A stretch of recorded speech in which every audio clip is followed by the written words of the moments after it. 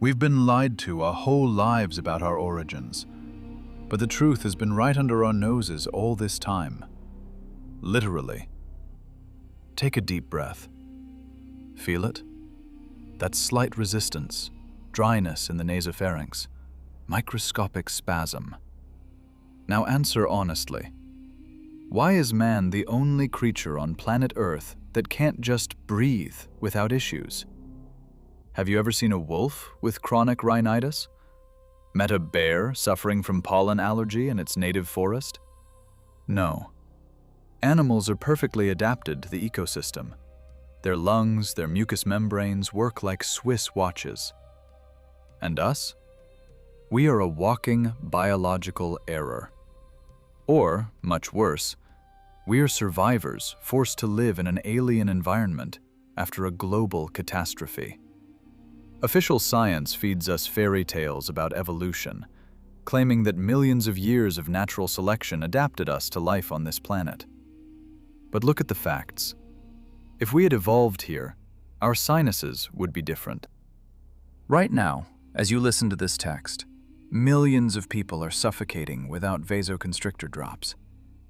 This is not a disease. This is a symptom that the atmospheric pressure and gas composition of the air we breathe today do not match our body's specifications. We are like deep-sea fish pulled into shallow water. It didn't kill us right away, but we are slowly suffocating. Think about the simple physics of breathing. Engineers know that to pump gas of a certain density through pipes of a certain diameter requires specific pressure. If the pressure drops, the system starts to fail. Our nasal passages are too narrow for the current atmospheric density. This is an engineering miscalculation, if you believe Darwin. But nature doesn't make such mistakes. This means one thing. Previously, the pressure was higher. How much higher? Recall the sensations in a hyperbaric chamber.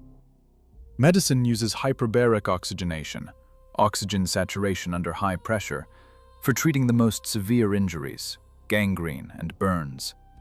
In such conditions, tissues regenerate at a furious speed.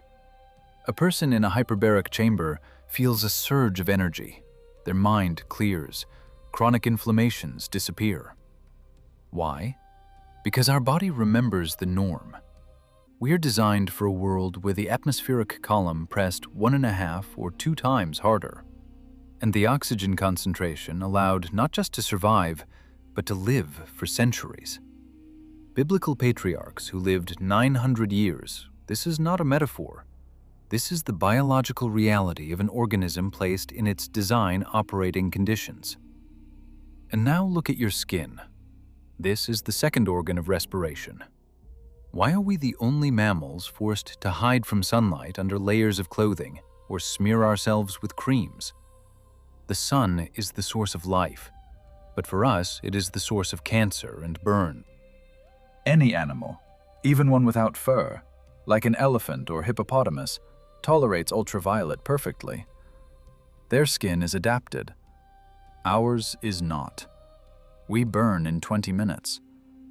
This suggests that either we came from a planet with a dimmer star, or, more likely, there used to be a protective dome over us. A layer in the atmosphere that scattered harsh radiation and created that very greenhouse effect, turning the entire Earth into a blooming garden. Have you noticed that on old maps and engravings, even dated to the 17th century, there are no polar caps?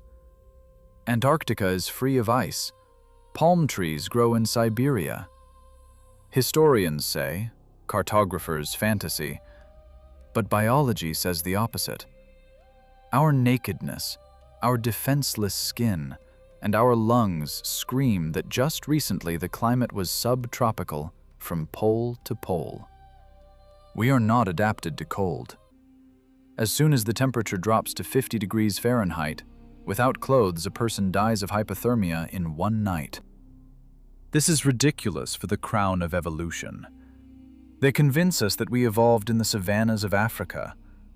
But why, then, do we not have thick fur like primates to protect from insects and temperature fluctuations, And why do we not have thick skin like buffaloes? We are like embryos, artificially grown in a test tube and thrown into a world that became aggressive and cold after a catastrophe. Chronic rhinitis, asthma, allergy, these are not diseases. This is a rejection reaction. Our immunity is fighting with the air that has become poisonous to us. Analyze the composition of the atmosphere. Now, oxygen is 21%. But studies of air bubbles in amber, which official science dates to millions of years, and alternative researchers, to just hundreds, show that oxygen was 32%, and pressure, 8 atmospheres. In such a world, our narrow nasal passages would work perfectly. Blood would saturate with oxygen instantly. The heart wouldn't need to beat 60 or 80 times per minute, wearing out the resource in 70 years. In those conditions, we could live indefinitely long. Who stole this air from us? Who pumped out the atmosphere? Look at the architecture of old buildings, not palaces, but ordinary tenement buildings from the 19th century. Huge windows, ceilings 13 to 16 feet high, gigantic doorways. They tell us they built like that for beauty. Are you serious? Heating such volumes in the harsh winters that supposedly always existed in Russia or Europe, this is economic suicide. You can't heat such halls with firewood and coal. But if we assume the climate was different and atmospheric pressure higher, then heat exchange worked differently. These buildings were designed for a different environment. They were designed for giants, whose lungs required huge volumes of air. We today live in these apartments like Lilliputians in giants' houses, forced to brick up extra openings, install plastic double-glazed windows, and hang radiators on every wall, trying to warm up in a world that cooled after the Great Rupture. Official medicine records alarming statistics. Each subsequent generation is weaker than the previous one. Wisdom teeth stop growing, jaws narrow, lung capacity decreases. Scientists call this microevolution. But this is degradation. We are degenerating because the living conditions do not match our factory settings. We are a biological species slowly dying from suffocation, not even noticing it, because we were told this is normal. But there is one more fact that simply blows the mind if you compare it with demographic data. It's about caisson disease. Why does a diver's blood boil if they ascend too quickly? Because pressure drops. Now imagine that all of humanity is divers suddenly raised from the depths. What happens to the body with a sharp drop in atmospheric pressure? Vessels burst, strokes occur, hypoxia develops. Look at the mortality statistics from cardiovascular diseases. This is killer number 1. Maybe it's not because of cholesterol. Maybe our vessels are simply not designed for this vacuum we find ourselves in. Everything points to the catastrophe happening instantly. The change in air composition, drop in atmospheric pressure, and cooling happened not over millions of years, but possibly in just a few days or weeks. And those who survived, this is us, adapted mutants with perpetually stuffy noses. But the scariest thing is hidden in details that historians deliberately ignore. There are accounts of the so-called atmospheric disease of the 19th century, when people en masse went insane, lost memory, and suffered from suffocation. Doctors attributed it to flu or cholera epidemics, but the symptoms match mountain sickness exactly. As if the entire civilization suddenly found itself high in the mountains without moving. The air is gone. The sky fell to the earth, and we are left alone among the ruins of a high-tech past, trying to breathe a gas mixture that is slowly killing us. We seek answers in books, but the answer is written in our DNA and in the structure of our nasopharynges. And you won't like this answer very much, because it puts a cross on the entire school curriculum of biology and history. Let's dive into the rabbit hole and look at the technical aspects of this global deception that lie on the surface, but we stubbornly refuse to notice them. Have you ever wondered why the so-called ancient buildings scattered around the world, from Rome to Washington and from St. Petersburg to Melbourne, completely lack normal heating systems? Historians point to fireplaces, but any heating engineer will tell you that a fireplace is the most inefficient heating device. Its efficiency barely reaches 10 or 15%. It sucks warm air out of the room and throws it up the chimney. Trying to heat a hall with 20-foot ceilings with a fireplace at sub-zero temperatures is like trying to boil the ocean with a kettle. It's physically impossible. However, these buildings stood, and people lived in them. The conclusion suggests itself. Either the climate was so warm that heating wasn't needed at all, or these fireplaces served a completely different function. Look closely at the designs of old fireplace portals. Often, there are no traces of soot inside them. Instead, they are decorated with metal, cast-iron grates of strange shapes and mirrors. What if these were not fireboxes for burning wood? What if they were terminals for atmospheric electricity? In a world with different atmospheric pressure and different gas composition, air ionization could have been several times higher. The ether, which Mendeleev wrote about, and which was removed from the periodic table after a strange scientific reform, could have been a real source of energy. We live in a world where our wires have been cut. Our atmosphere now is a dielectric, an insulator. But before, it could have been a conductor. People breathed electrified air that powered their cells directly. Recall the concept of prana, or chi, in Eastern teachings.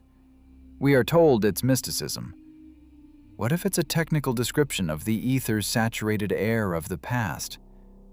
We lost this power source, and now we are forced to consume pounds of food just to sustain our miserable existence. We are batteries that have been disconnected from the grid. This explains the gigantism of the past as well. Paleontologists admit that during the time of dinosaurs, dragonflies had a wingspan of 3 feet. Why? Because the atmospheric density and oxygen levels allowed insects to grow to such sizes. Insects' tracheal respiration doesn't work at low pressure for large bodies. But if this rule applies to dragonflies, why deny it for humans? Museums around the world store skeletons of people 8 to 10 feet tall. They call them anomalies. But look at the door handles in old cathedrals and palaces.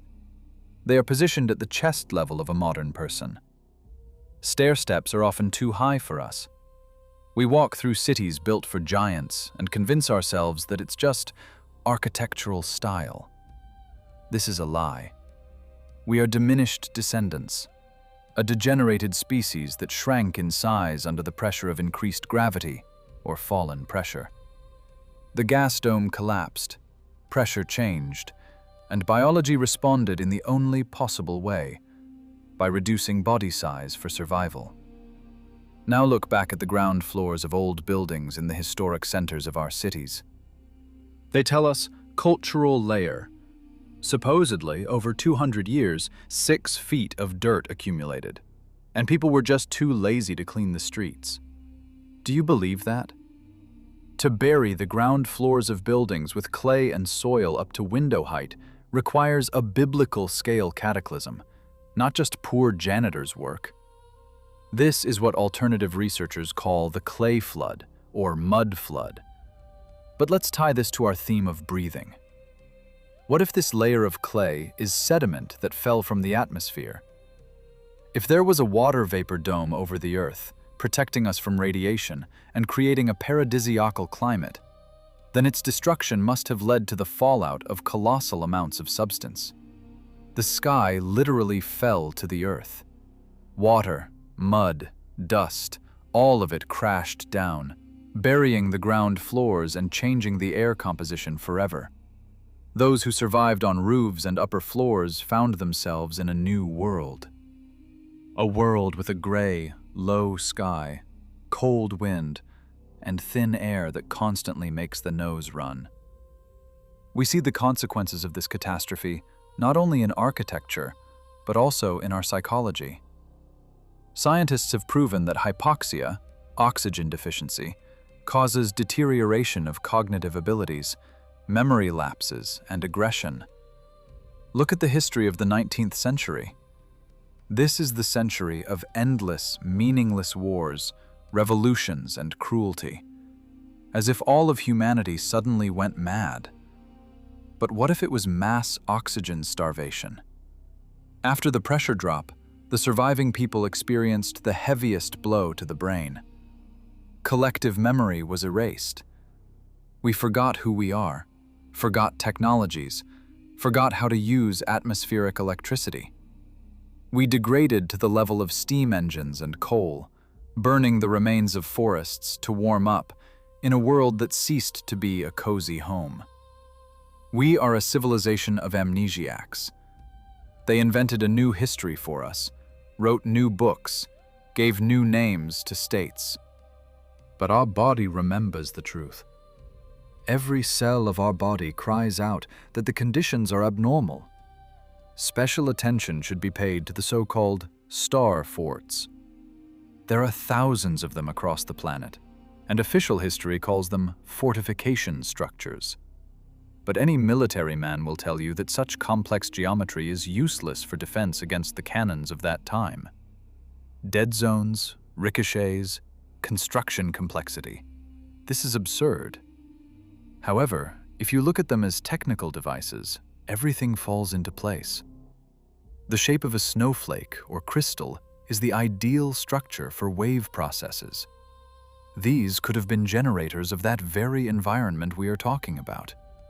Stations for air ionization, creating protective fields or harmonizing space. They created oases with ideal microclimates. After the catastrophe, they were destroyed, buried in earth, or repurposed for primitive military needs. We walk through the ruins of a gigantic planetary life support system and don't even realize it. Think about why fashion changed so sharply in the 19th century. Instead of light tunics and open dresses that we see on ancient statues and Renaissance paintings, people begin to wrap themselves in dense woolen uniforms, frock coats, and multi-layered skirts. They tell us, change of style. But style is dictated by conditions. The climate changed instantly. It became cold. Bodies accustomed to gentle warmth began to freeze. Wool, fur, dense fabric became a necessity for survival. And it is exactly at this time that mass mentions of consumption, tuberculosis, appear. People's lungs began to fail en masse. The consumption epidemic in the 19th century mowed down millions. This is not just a bacterium. This is a marker that lung tissue couldn't cope with the new aggressive air mixture.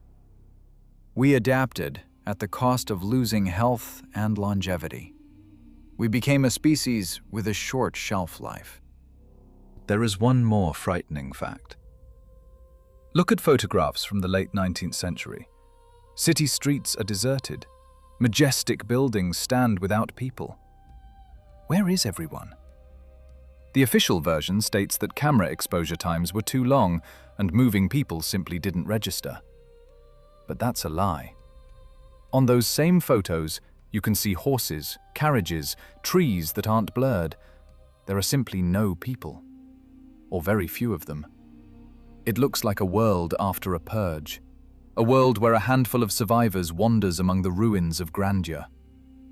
Perhaps the air catastrophe killed 90% of the population. Those who remained were children or the most resilient individuals.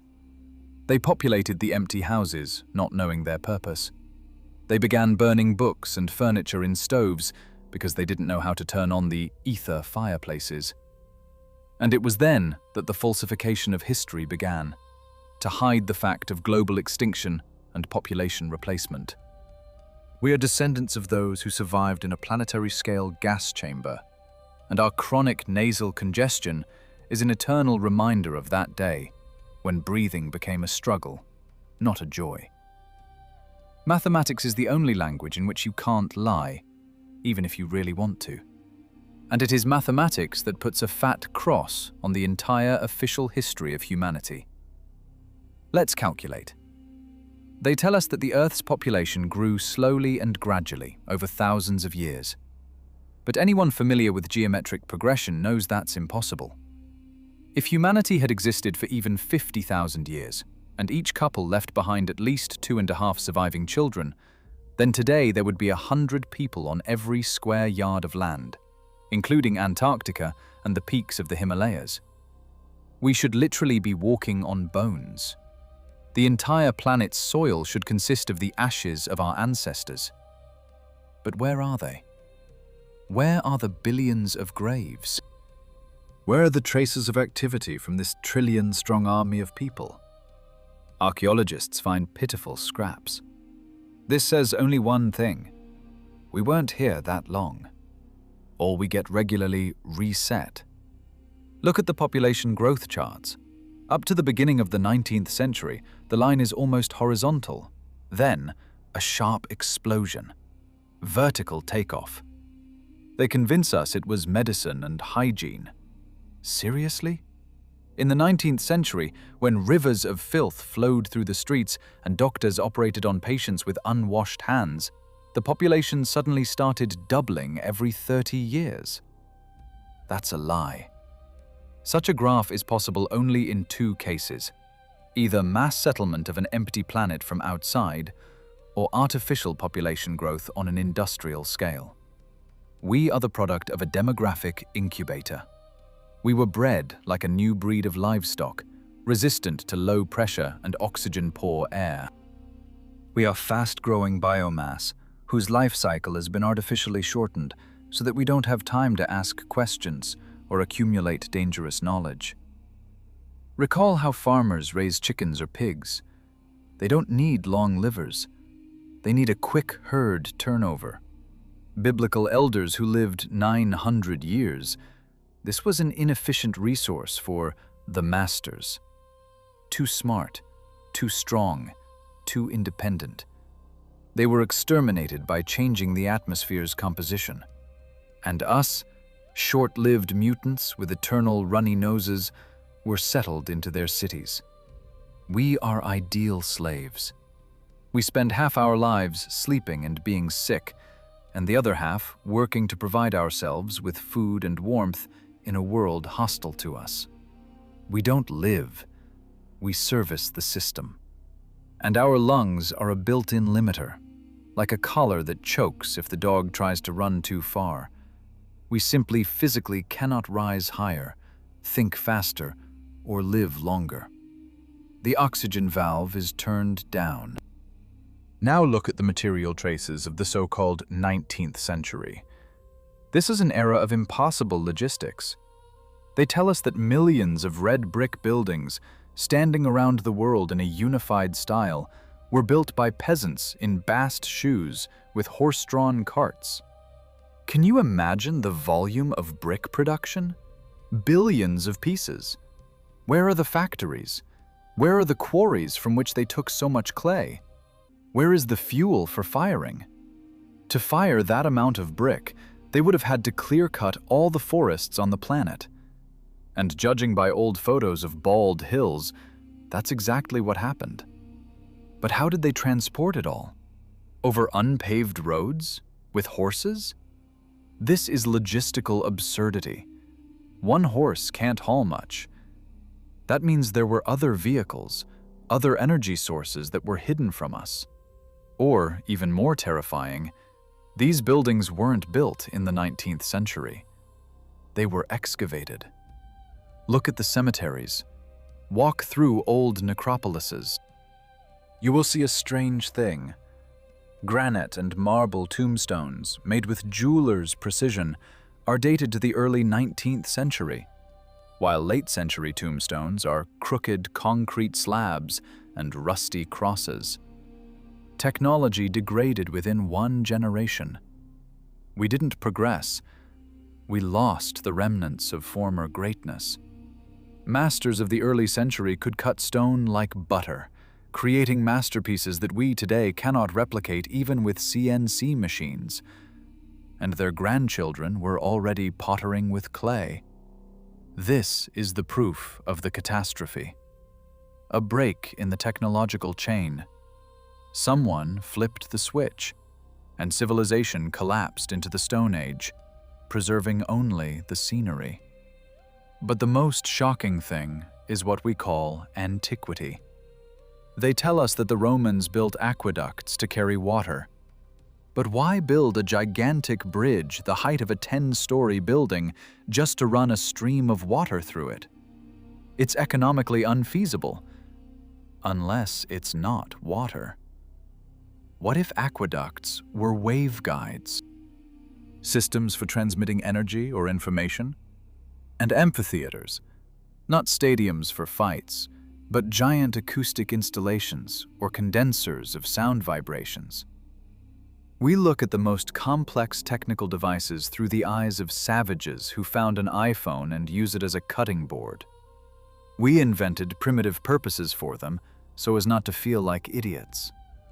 We live on a dump of high technologies that we call architectural monuments. And here we come to the main inconsistency. If we had evolved here for millions of years, our culture would be permeated with memories of catastrophes. But we don't have it. We remember only the last 200 to 300 years. Everything before that is fog, myths, and fairy tales. This is characteristic of post-traumatic syndrome, or beings whose memory was erased. The Mandela effect is not an internet joke. These are glitches in the matrix of our collective memory. We remember what wasn't in the official version, because the official version is a hastily written script. They convinced us that we descended from monkeys, so we wouldn't search for our real ancestors, those who built pyramids and star forts. Monkeys don't need star forts. Monkeys don't need cathedrals with acoustics capable of healing organs with vibration. Pay attention to the demographic gaps in official history. Plague, wars, famine. They explain empty cities with diseases. But plague doesn't destroy buildings. Plague doesn't bury cities in mud 10 feet deep. Plague doesn't melt stone. And in cities around the world, we see traces of high-temperature impact on stone. Granite is melted, brick turned into glass. These are traces of war. War using weapons we're forbidden to know about, possibly atmospheric weapons. Those who controlled technologies for managing weather and pressure simply blew away the unwanted civilization. They changed the environment settings. And the giants died out, suffocated, and their place was taken by us. Small, weak, with eternally runny noses, but obedient. We are bio-robots, adapted to the post-apocalyptic environment. Our short life and rapid generational turnover are protection against awakening. As soon as a person starts to understand something, they age and die. Knowledge does not accumulate. Each generation starts from zero, studying false history from textbooks written by the victors. We don't know who we are. We don't know whose air we try to inhale with our narrow nostrils. But we know one thing for sure. This world was not built for us. We are tenants allowed to stay in the ruins of a palace, on the condition that we don't enter the closed rooms and ask unnecessary questions. But questions arise on their own when you look at old photographs with no people and maps with no ice. The puzzle comes together, and the picture on it is terrifying. We are orphans in the ruins of paradise. Now that we have realized the scale of the technical and historical lie, let's move to the most painful part. what they did to us on the physical and emotional level. Do you feel this constant background fatigue? Doctors call it chronic fatigue syndrome, depression, burnout. But let's call things by their proper names. This is energy deficiency. Your body is a highly complex biochemical reactor designed for premium fuel, for an enriched mixture of oxygen and ether. And you fuel it with low-octane surrogate that is our current air. We all live in power-saving mode. Our laziness, our apathy, our reluctance to create and act, this is not a flaw of character. This is a protective reaction of a system that barely has enough energy to maintain heartbeat and digestion.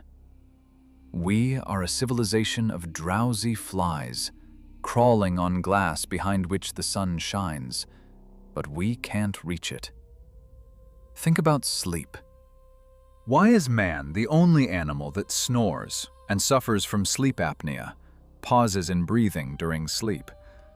Veterinarians will confirm a healthy animal breathes silently. Snoring in bulldogs is the result of artificial selection, a deformity created by humans. But who made us like this? Snoring occurs because the soft tissues of the palate sag and block the airways. This happens because the external atmospheric pressure is insufficient to keep these tissues toned, like a balloon. In the conditions of high pressure for which we were designed, the air itself would inflate the larynx from inside, ensuring perfect flow. Apnea is the body's attempt to reboot. We suffocate in sleep because our firmware doesn't match the hardware. Every night, millions of people die for a few seconds because the atmosphere of this planet is trying to kill them. And they tell us this is natural? This is betrayal on a cosmic scale. We were deprived not only of history, we were deprived of potential. Imagine what we could be if our brain received 100% of the oxygen it needs. Telepathy, instant regeneration, perfect memory. This is not science fiction. This is the norm for our species in its natural habitat. We read fairy tales about wizards and heroes, not understanding that these are documentary chronicles about our ancestors, about those who lived before the fall of the dome. We feel this loss at the instinctual level. Hence, this inexplicable longing that the Portuguese call saudade, longing for something you've never seen, but know it should be there. We miss our real home, our real air. We are exiles in our own bodies. Look at how we eat. We are obsessed with food. We consume colossal amounts of food. Why? Because we are trying to compensate for the lack of energy that we used to get through breathing and skin. In a world saturated with ether and dense atmosphere, the eating process was secondary. People could get by with little, like those very sun eaters or prana eaters over whom official science laughs. But if you change the physics of the environment, the body panics and starts demanding calories just to not shut down. Obesity is the pandemic of the lost paradise. Our bodies accumulate reserves, expecting a winter that came 200 years ago and never ends. We eat away the stress from oxygen starvation, and the food industry happily feeds us chemicals, finally blocking the pineal gland and the remnants of intuition. Look at the date 1816. Officially, this is the year without summer. In Europe and North America, snow lay in July, crops died, famine began. Scientists mumble something about the eruption of Mount Tambora in Indonesia, but volcanic winter doesn't explain why, after this event, architecture, technologies, and society itself changed beyond recognition. It is exactly after this moment that the turbulent technical progress on coal and steam begins. This looks as if survivors in a bunker after nuclear winter began assembling mechanisms from garbage. We switched from clean energies of atmospheric electricity to burning dead organics. We became a civilization of fire and smoke because the sky closed with a veil. It is exactly in the mid-19th century that strange institutions for foundlings and orphans appear. Where did millions of children without parents come from all over the world at the same time? This is the generation raised by the new masters of the world. They were given new surnames, often based on professions or birds, and sent to work in factories located in the ruins of ancient temples. We walk on streets that are at the level of the second or third floors of antediluvian buildings. Have you noticed those windows sticking out of the asphalt? Those doors leading nowhere, underground? They tell us these are light wells for basements. But who in their right mind would build a full window with frames and glass just to bury it in the ground and leave a narrow slit? This is absurd. These were former ground floors. We live on a layer of fill soil that hid the true scale of the catastrophe.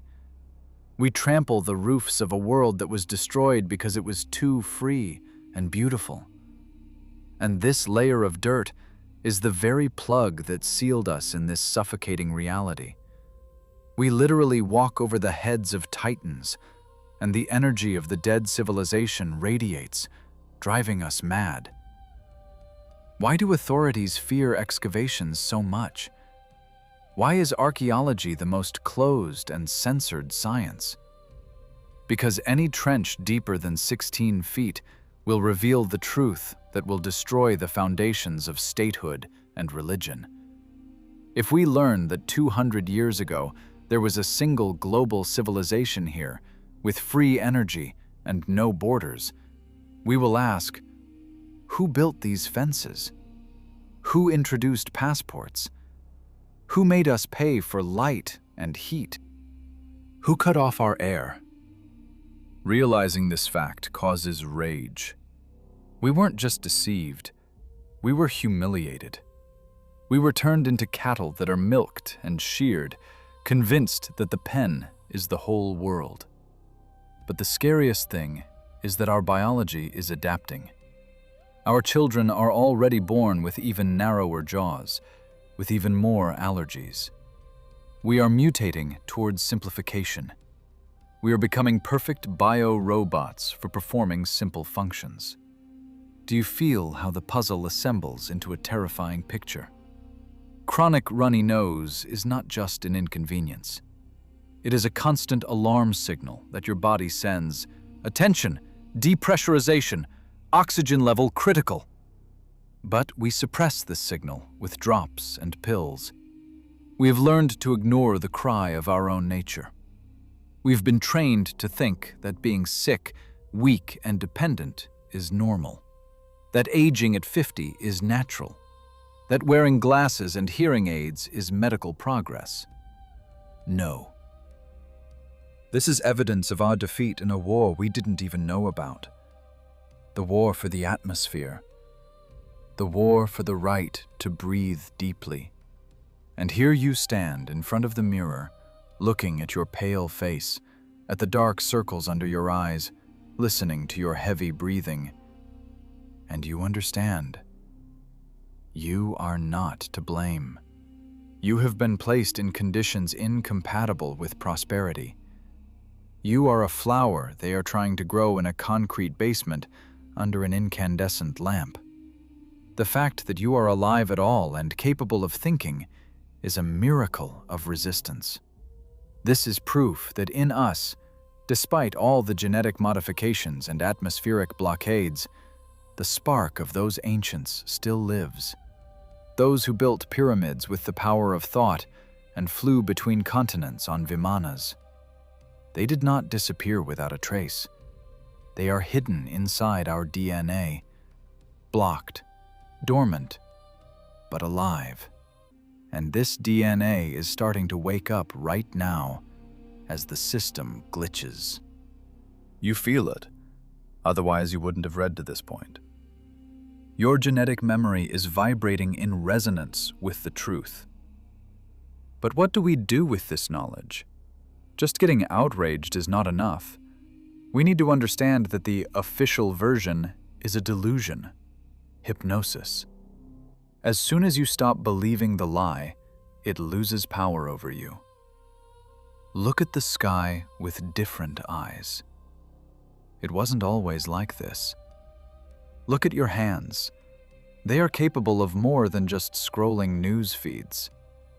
We have approached the line beyond which either complete degeneration and turning into digital dust, or a painful but necessary awakening awaits. They keep us in suspended animation precisely through the environment. Air, water, food, information, all poisoned with lies.